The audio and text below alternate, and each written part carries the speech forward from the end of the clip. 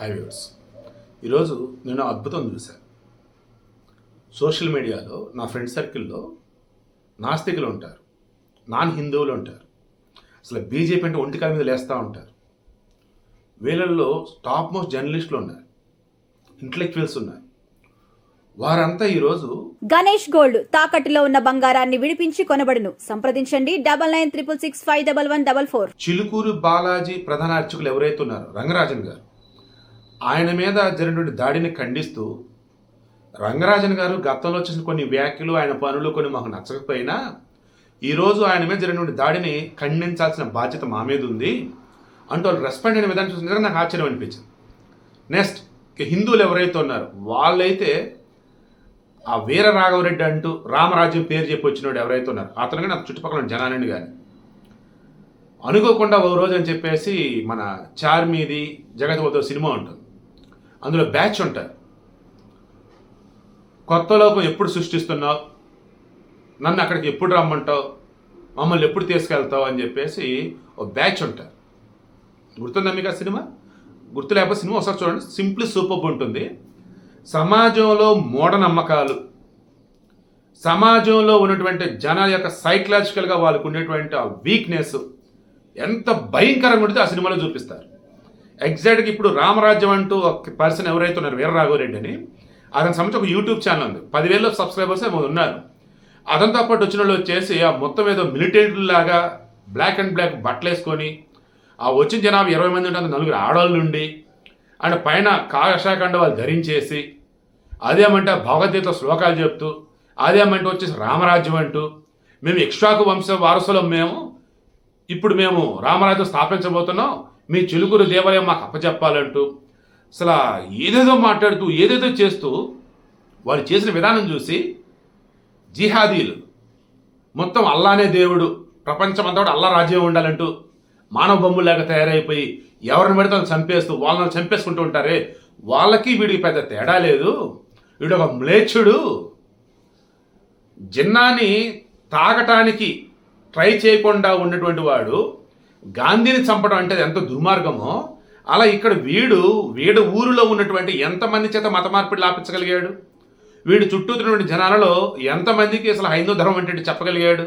అవేమీ చేయకుండా ఈరోజు ఇటు పబ్లిసిటీ కోసం, వాడి పిచ్చి కోసం, వాడి చుట్టూ ఉన్నటువంటి ఒక 10 మందిని పోగేసుకొని వచ్చి వీడిదో హీరో అంటూ ఇది చేసుకోవడం కోసం చిలుకూరు బాలాజీకి సంబంధించి ఆ దేవాలయానికి సంబంధించి ఎంతో గొప్పగా అందరి చేత ప్రశంసలు పొందుతున్నటువంటి ఆ రంగరాజుని మీద దాడి చేయటం అంటే హిందూ ధర్మానికి విఘాతం కలిగించడం కదా. ఇటువంటి వాళ్ళు హిందూ ధర్మానికి సంబంధించేసి టెర్రరిస్టులు, ఉన్మాదులు లాంటి వాళ్ళు, అటువంటి వారిని తిప్పట్లు కూడా మనం ఉపేక్షించవద్దు, వారికి సపోర్ట్ ఇవ్వద్దు అని చెప్తున్నారు. ఇంకొంతమంది వీళ్ళు అమ్మ బాబు అనిపించింది నాకైతే. ప్రస్తుతం ఉన్నటువంటి సనాతన ధర్మాన్ని కించపరుస్తూ రకరకాలుగా వార్తలు, పోస్టులు, వ్యాఖ్యలు చేస్తున్నట్టు ఈ మూమెంట్లో అన్ని మతస్థులు ఇటువంటి వాళ్ళు ఉండాలి, ఇటువంటి వాళ్ళు ఉంటే అటువంటి వాళ్ళు అడ్డుకుంటారని చెప్పేసి అదొక మళ్ళీ సపోర్ట్. ఇక్కడ రంగరాజన్ గారి మీద దాడి జరిగింది. అసలు ఎవరు ఈ రంగరాజను? వెల్ ఎడ్యుకేటెడ్ అండి. 1997 ఆ మూమెంట్లోనే సంవత్సరానికి 10 లక్షల జీతం అయింది. అంటే మీరు గెస్ చేయండి, దాదాపు 28 సంవత్సరాల క్రితమే ఆయన జీతం సంవత్సరానికి 10 లక్షలు అంటే నెలకు వచ్చేసి 8,000 చొప్పునండి, 80,000 చొప్పునండి. అంటే ఈరోజు వచ్చేసి అప్రాక్సిమేట్లీ కొన్ని కోట్లు ఉండాలి ఆయన దగ్గర. కానీ ఏమున్నాయండి? ఏకంగా వాళ్ళ నాన్నగారు సౌందరరాజన్ గారు కామర్స్ ప్రొఫెసర్ అండ్ ఉస్మాన్ యూనివర్సిటీకి రిజిస్ట్రార్ కూడా అయినారు. అప్పటి వరకు అనువంశిక ధర్మకర్తగా ఉన్నారు చిలుకూరు దేవాలయానికి. ఆ తర్వాత ఆయన ప్రధాన అర్చకుడిగా ఆయన మారే రిటైర్ అయిన తర్వాత ఆయనకు 3 కొడుకులు. ఆ 3 కొడుకులో రంగరాజన్ వచ్చేసి మధ్యలో వ్యక్తి. దెన్ రంగరాజన్ బాగా చదువుకున్నాడు. చిన్నప్పుడు చదువుకుని క్రిస్టియన్ మైనారిటీ స్కూల్ అయినా సరే, క్రిస్టియన్ మిషనరీ స్కూల్స్ అయినా సరే చక్కగా నామాలు పెట్టుకునే వెళ్ళేవాళ్ళు, సంస్కృత శ్లోకాలు ఇన్ఛార్జ్ చెప్పించుకునే వాళ్ళు అంతా కూడా ఎంజాయ్ చేసేవాళ్ళు, ఏమైనా తెలియకపోతే తెలుసుకునేవాళ్ళు. సో పరమత సహనం, అన్ని మతాలు గౌరవించడం, రియాలిటీ అంటే ఏంటి, మతం అంటే ఏంటి అన్నప్పుడే తెలుసుకున్నాను. చదివాను, ఉద్యోగం వచ్చింది, ఇంజనీరింగ్ చేశాను, చెన్నైలో జాబు. సో ఇటువంటి మూమెంట్లో మా నాన్నగారు వచ్చేసి ఇలా ఆలయంలో ఉన్నటువంటి మూమెంట్లోనే 1987-89 మూమెంట్లో అప్పుడు ఉన్నటువంటి ఏపీ గవర్నమెంట్ ఏం చేసిందంటే వంశపారంపర్యంగా ఆలయంలో అర్చకులు ఉండటాన్ని నిషేధించింది. బట్ మా నాన్నగారు దాని మీద పోరాటం చేశారు, సుప్రీంకోర్టుకి వెళ్ళారు, మాకు అనుకూలంగా తీర్పు వచ్చింది. ఇక ఆ తర్వాత కూడా మరల ఏం చేశారు, ఈ దేవాలయాలకు సంబంధించి మా చిలుకూరు బాలాజీ టెంపుల్ని అప్పట్లో ఒక వారానికి వచ్చి 1000 మంది వచ్చారు. ఇప్పుడు వారాంతంలోనే 40,000 50,000 మంది దాదాపు వస్తున్నారు కదా. సరే, అప్పుడు విషయానికి వద్దాము. అప్పుడు మా టెంపుల్ వచ్చేసి యాదగిరి గుట్టకు అనుబంధంగా ఉన్నటువంటి టెంపుల్గా మారుద్దాం, దేవాదాయ శాఖలో పరిధిలోకి తీసుకొద్దామని చెప్పేసి అనుకున్నారు. మా నాన్న మరల సుప్రీంకోర్టుకి వెళ్ళి ఫైట్ చేశారు. మొత్తానికి మరల అది దేవాదాయ శాఖ పరిధిలోకి వెళ్ళేది కాదు, వీళ్ళే కంటిన్యూ చేస్తారు ఈ ఆలయానికి సంబంధించి ధర్మకర్తలాగా పూజారిలాగా అని చెప్పేసి అన్నారు. సో అదంతా కూడా మా ఓన్గా మేము చేస్తున్నది. ఇక కొంతమంది మా నాన్న క్వశ్చన్ చేశారు, ఏమయ్యా మీ పిల్లలు బాగా చదువుకున్నారు, మంచి ఉద్యోగాల్లో ఉన్నారు, నువ్వేమో మీ వంశంలో వాళ్ళే ధర్మకర్తలు అవ్వాలి పూజారులు అవ్వాలి అంటున్నావు, ఇలా ఎలాగయ్యా అన్నప్పుడు ఆ మాట నాకు తెలిసింది. ఇక నేను మా నాన్నగారికి చెప్పాను, నాన్నగారు లేదండి నేను ఖచ్చితంగా మీ తర్వాత ఆలయ పూజారిని అవుతాను, అర్చకుడిని అవుతున్నాను అంటే, ఎరా కరెక్టా అని చెప్పేసానంటే, కరెక్టే నాన్నగారు అని నేను చెప్పాను. దెన్ నేను హైదరాబాద్ వస్తున్నాను కానీ చెన్నై కంపెనీ వాళ్ళు నన్ను సౌత్ ఇండియా హెడ్గా పెట్టి హైదరాబాద్ ఒక ఆఫీసే ఓపెన్ చేశారు నా కోసం. దెన్ ఆ పని అది చేసుకుంటూనే మళ్ళీ ఇక్కడ కంటిన్యూ చేస్తుండేవాడిని. ఇక ఆ తర్వాత కొన్నాళ్ళకి ఫుల్ ప్లెజ్డ్ వేలో ఇక ఆలయానికి ధర్మకర్తగా ఆ ప్రధాన అర్చకుడిగా ఉండాలని నేను డిసైడ్ అయి ఉన్నాను. ఆ మూమెంట్లో నాన్నగారితో చెప్పేసి నేను ఏం చేశాను, విఐపి బ్రేక్ దర్శనాలు, విఐపి టికెట్లు ఇలా ఏమొద్దు, అండ్ ఆలయంలో హుండీలు వద్దు, అండ్ స్వామివారిని చక్కగా కళ్ళు తెరిచి దర్శించుకోవటం, ఇలా కొన్ని మేము తీసుకొచ్చున్నాము. అది ఎంతగా ఈరోజు జనానికి నచ్చిందంటే తన మన భేదం లేదు, చిన్న పెద్ద భేదం లేదు, విఐపి సోకాల్డ్ ప్రొఫెషనల్ సెలబ్రిటీలు ఏం లేదు. దేవుడు ముందు ప్రతి భక్తితో వచ్చే ప్రతి మనిషి కూడా భక్తుడే, వాళ్ళు లేని తేడా లేదు. సో అలా ఈరోజు మా దేవాలయం అందరి చేత శభాష్ అనిపించుకుంటూ ఉంది, ఎంతో గొప్పగా పేరు ప్రఖ్యాతులు తెచ్చుకుంది.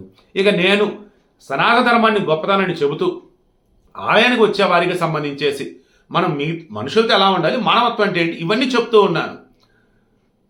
ఒక వివేకానందుడు కానీ, ఒక రామానుజాచార్యులు కానీ, ఆ తర్వాత వచ్చేది అరవింద్ గారు కానీ, తర్వాత దయానంద సరస్వతి గారు కానీ, ఇలా హైందవ ధర్మానికి సంబంధించి ఒకసారి మీరు క్రాస్ చెక్ చేసుకోండి. మూఢనమ్మకాలు ఎంకరేజ్ చేయరు, స్త్రీ పట్ల వివక్ష అనేది ఉండదు, అంటరానితనం అనేది ఉండదు. ఈ వేలో కొన్ని వందల సంవత్సరాలు కూడా ఎంతోమంది ఆదిర శంకరాచార్యులతో సహా ఎంతోమంది మన హైందవ ధర్మాన్ని సనాతన ధర్మాన్ని కాపాడుతూ ఉంటే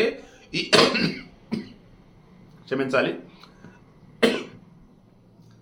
ఈ మధ్యలో వచ్చిన కొంతమంది కుక్కమూతి పిందులు ధర్మాన్ని మేమే కాపాడుతామంటూ, ఇదిగో హైందవ ధర్మం అంటే ఎలాగే ఉండాలంటూ, మతం అంటే ఎలాగే ఉండాలన్నట్టు, వాడు గుడి బయటే ఉండాలన్నట్టు, గుడి లోపల వీడే ఉండాలన్నట్టు, క్షత్రియుడు బ్రాహ్మణుడు హరిజనుడు గిరిజనుడు అంటూ రకరకాలుగా చేస్తున్నట్టు వాళ్ళు ఎవరైతే ఉన్నారో వాళ్ళంతా మూర్ఖులే. మునివాహన సేవ ఏంటిది? శ్రీరంగం ఆలయంలో ఓ భక్తుడు స్వామివారిని దర్శించుకోవాలని అనుకుంటాడు, రోజు వస్తూ ఉంటాడు, కానీ గుడిలోకి రానివ్వడు. ఎవరు? ఆలయ ప్రధాన అర్చకుడు. అతను ఎవరు? బ్రాహ్మణుడు.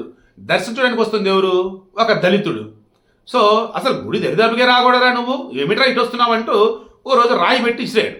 ఆ రాయి అతను తగిలింది, రక్తం వస్తుంది. వాడు వెళ్ళిపోయాడు, ప్రధాన అర్చకుడు లోపలికి వెళ్ళాడు. లోపలికి వెళ్తే సాక్షాత్తు శ్రీరంగంలో ఉన్నటువంటి ఆ విష్ణుమూర్తి శిరస్సు నుంచి రక్తం వస్తుంది. అప్పుడు రియలైజ్ అయ్యాడు, దేవుడు సర్వాంతర్యామి. అప్పుడు ఆ భక్తుడిని తన భుజం మీద ఎక్కించుకొని స్వామివారి దగ్గరికి తీసుకెళ్ళాడు అన్నమాట. దానినే మునివాహన సేవ అంటారు. ఈ కథ చెప్పినప్పుడు ఈయన రంగరాజన్ని మొన్న చిలుకూరులో కూడా కొంతమంది అడుగున్నారు, ఏమయ్యా మీరు ఇలా చేస్తారా అని చెప్పేసి. మహబూబ్ నగర్ జిల్లాకి చెందినటువంటి ఒక దళిత యువకుడు ఆతిథ్య, అతనిని కూడా భుజాల మీద ఎక్కించుకొని రావయ్యా అంటూ ఆలింగనం చేసుకొని మనస్ఫూర్తిగా భుజం మీద ఎక్కించుకొని మునివాహన సేవ చేశాడు ఈ రంగరాజన్ ఈ చిలుకూరు దేవాలయంలో. ఇక అప్పటి నుంచి కూడా కొంతమంది తట్టుకోలేకపోతా ఉన్నారు, దళితుల ఆలయ ప్రవేశం ఏంటి, మునివాహన సేవ ఏంటి, అద్దెని మూర్ఖవ ముండా కొడుకులు ఇటువంటి వాళ్ళు ఎవరు? గొప్పదైనటువంటి ధర్మం విలువ తెలుసుకోలేక ఇది ఎలాగే ఉండాలి, అది అలాగే ఉండాలి, మా స్థాపన మా రాజ్యం, ఇలా పిచ్చర డాష్ గారన్నమాట, అనకూడదు. కానీ అరెస్ట్ అయ్యాడు. దీని వెనక ఎవరున్నారు మొత్తం లెక్క తీస్తున్నారు. మేబీ వేరే మతస్థులు కావాలనేటువంటి వాళ్ళని రెచ్చగొట్టి ఇలా పంపించుండొచ్చు. వేరే మతంలో ఉన్నటువంటి మూర్ఖులు మీ మతంలో కూడా ఉన్నారు చూడండి రా బాబు అని చెప్పేసి దానికోసం అయి ఉండొచ్చు. ఇలా ఎన్నైనా కానీ రంగరాజన్ గొప్పతనం తెలిసింది కదా. అండ్ చిలుకూరు దేవాలయం ఎందుకు దేవాదాయ శాఖ పరిధిలోకి వెళ్ళలేదు? 50,000 పైన కనుక ఆదాయం వచ్చేటట్టుంటే అది దేవాదాయ శాఖ పరిధిలోకి వెళ్తుంది. అక్కడ అసలు హుండీలే లేవు కదా, ఇంకా ఆదాయం ఎక్కడ ఉంది? అందుకే దానిని వీళ్ళు నడుపుతూ ఉన్నారు. కొంతమంది ధర్మకర్తలు, కొంతమంది ఏదో ఒక విధంగా స్వామివారి సేవలు తరించే వాళ్ళు వీరికి ఇచ్చినటువంటి డబ్బులకు సంబంధించి అన్ని లెక్కలు కట్టేసుకొని గవర్నమెంట్కి ఎప్పుడప్పుడు లెక్కలు చూపిస్తూ దానికి తగ్గట్టుగానే బ్రహ్మాండంగా నడిపిస్తున్నారు. బట్ నిన్న రంగరాజన్ గారి మీద జరిగిన దాడిని హిందువులంతా ఖండిస్తున్నారు, నాన్ హిందువులంతా కూడా ఖండిస్తున్నారు. ఎందుకంటే మానవత్వం ఉన్నటువంటి వాళ్ళు ఖచ్చితంగా ఖండిస్తారు. ఇక ఈ రంగరాజన్ కొన్నిసార్లు కమర్షియల్గా మాట్లాడే సందర్భాలు ఉన్నాయి. ఈ రంగరాజన్ కొన్నిసార్లు పొలిటికల్ స్టాండ్స్ కూడా మాట్లాడే సందర్భాలు ఉన్నాయి. ఆ వేలో జగన్ పొగుడుతూ చంద్రబాబు నాయుడు తక్కువ చేసే సందర్భాలు కూడా ఉన్నాయి. తిరుమల తిరుపతి దేవస్థానం పింకు డైమండ్ గురించి నేను మాట్లాడే సందర్భాలు కూడా ఉన్నాయి. ఇలా నాకు కొన్నిసార్లు నచ్చలా. కానీ ఈరోజు ధర్మానికి సంబంధించినటువంటి అంశం కాబట్టి కోపం ఆగట్లేదు నాకు. ఆ వీర రాఘవరెడ్డి ఆ చుట్టూ బ్యాచ్ని చూస్తూ ఉంటే నిజంగా మతోన్మాదులనాలో పిచ్చి పెట్టిన అన్నాలు కూడా తెలియటంలో చాలామంది వాళ్ళు కనపడితే కొట్టేటట్టే ఉన్నారు. వాళ్ళ ఇళ్లల్లో వాళ్ళు ఉంటే దయచేసి వారిని మార్చండి, లేదా ఈ వీడియో వాళ్ళే కనుక చూస్తుంటే దయచేసి మారండి. అయ్యా, మన ధర్మం, మన సనాతన ధర్మం గొప్పతనం మీరు తెలుసుకోండి. మనం అందరినీ ఈక్వల్గా చూస్తాం, అంటరాంతరం అనేది ఉండదు, అది మీరు తెలుసుకోండి. స్త్రీల పట్ల వివక్ష అనేది ఉండదు, అది తెలుసుకోండి. మూఢనమ్మకాలు అసలు పోగొడితే తెలుసుకోండి. ఇదే సనాతన ధర్మం. వివేకానందుడు ఏం చెప్పాడు, ఆదిశంకరాచార్యులు ఏం చెప్పారు, రామానుజాచార్యులు ఏం చెప్పారు, ఒకసారి అవి తెలుసుకోండి.